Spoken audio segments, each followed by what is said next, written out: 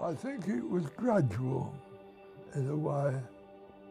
I was able to read and write, but then I suddenly found that I couldn't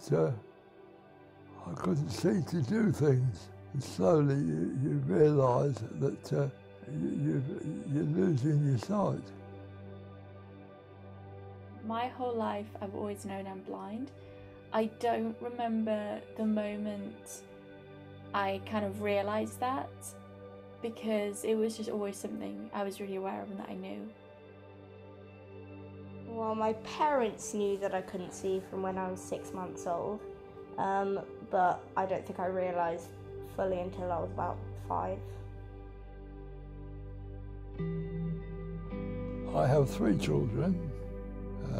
They're all retired now since I'm 93, but they come home to see me or bring me up every week. I can't see them, but naturally I know they're there. The difficulty is when somebody comes up from church or in the street that I can't see them, and I have to ask who they are to hold a conversation.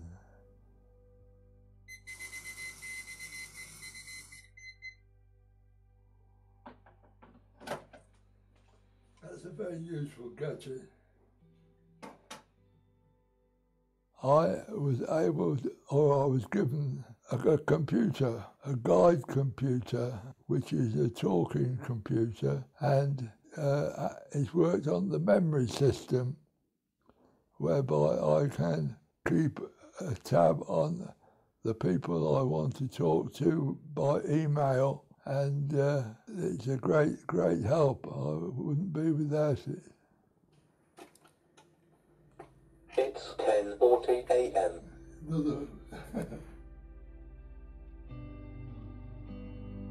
One thing I would impress is that you learn how to say thank you. Hardly an hour goes by that I haven't had someone come up to open a door for me or see me off a pavement to cross the road, or get on the bus, putting my coat on. The simple things of life. You learn to thank you. You realise how many people there are just standing by to assist me.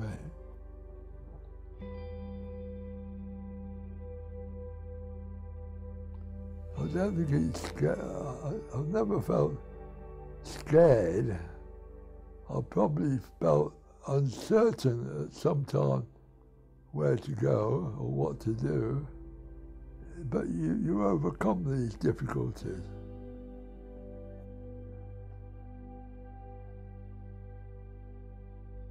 Definitely as a child, I was very aware that perhaps I wasn't treated the same as other people.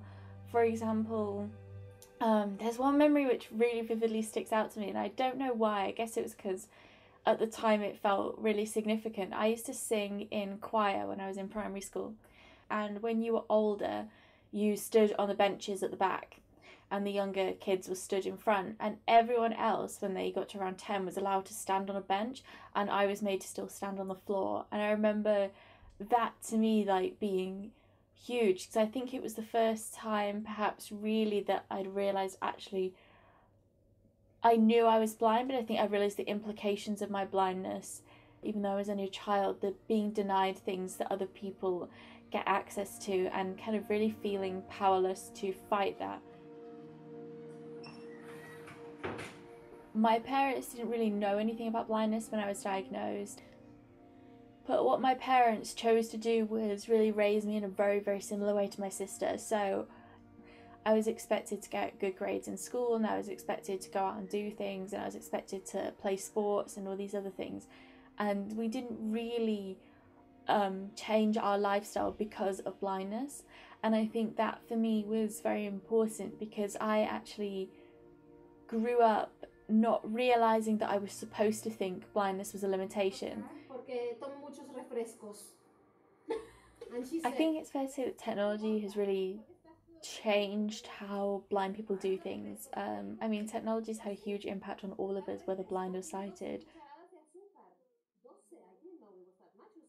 Through using a screen reader, I can go on the internet, I can book flights, and I can fly to another country, and I can do all these things and kind of manage my life without the intervention of someone else. And I think that's really important, and it definitely means I have a much more private life than I might otherwise have had.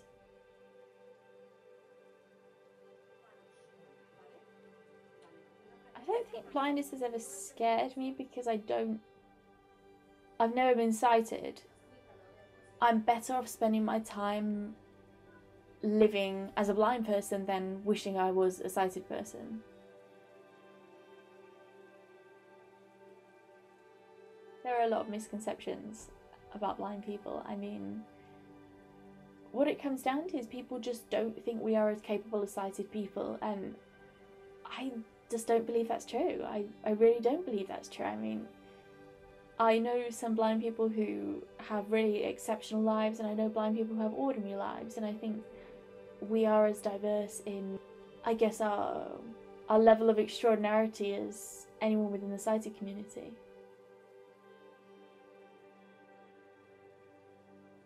You were finding it quite annoying, weren't you, that you were left out of some sports at school and you thought you couldn't do it? Yeah.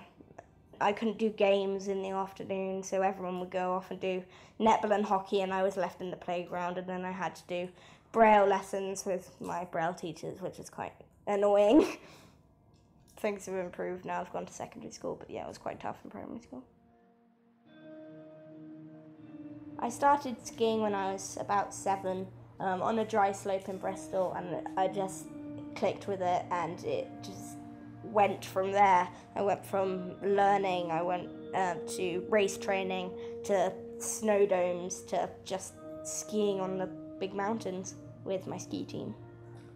I ski with my guide. At the moment it's a guy called Jim, and he skis 1.5 to 2 meters in front of me, and we have radio mics clipped to our helmets, and we sing on the lift and we talk on the mountain, and he says things like left, right, ridge, things like that. And we also have to wear high-vis jackets, which I don't really like very much.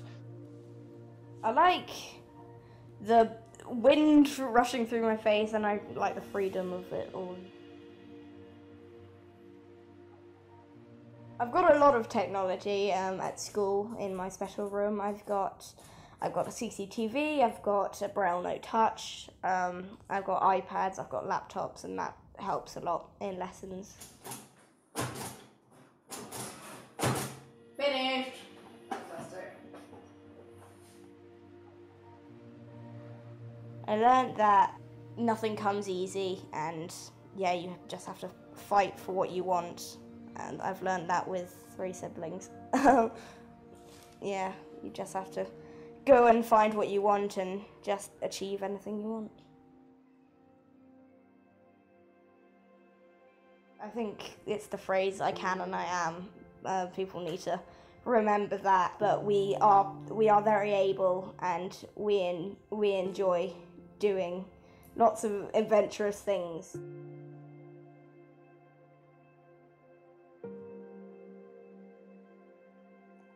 I would say to anyone who suddenly lost their sight to just slow down, remember who your friends are, and work out a new pattern of life. I think you have to make life for yourself in a way. The worst thing is to allow yourself to sit down and do nothing. Go out there, nothing's gonna come to you. You have to go get it, and prove everyone wrong where you can, prove people right, and just make a point. Don't change your expectations of yourself because you've lost your vision.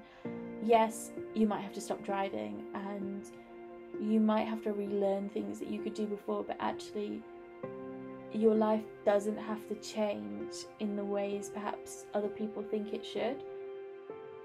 Being blind I don't think is the end of your life, but I think it's really important to try and to reach out to other blind people and reach out to positive blind role models who can kind of talk to you about the fact that there is life as a blind person.